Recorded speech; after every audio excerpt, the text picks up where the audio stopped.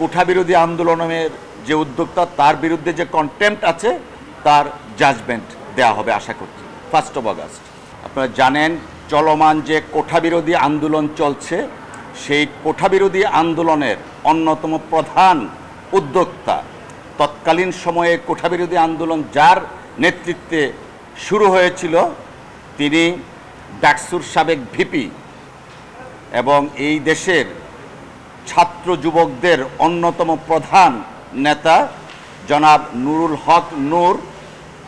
তার বিরুদ্ধে মাননীয় চিফ জাস্টিস মহোদয় কর্তৃক প্রেরিত একটা কন্টেম্পটের ম্যাটার ছিল। আজকে সেই কন্টেম্পটের রুলের শুনানির শেষে জাজমেন্টের জন্য ছিল। আপনারা জানেন 250-টিরও বেশি ডিজাইন অপশন নিয়ে ওয়ালটন স্মার্ট ফ্রিজ, বোঝে আপনার প্রয়োজন। জনাব নুরুল হক নূর এদেশের গণতন্ত্র পুনরুদ্ধার, ভোটাধিকার পুনরুদ্ধার, সর্বোপরি মানুষের যে মৌলিক অধিকার আছে, সাংবিধানিক অধিকার আছে, সেই অধিকারগুলো পুনঃপ্রতিষ্ঠার জন্য নিরন্তর সংগ্রাম করে যাচ্ছেন রাজপথে।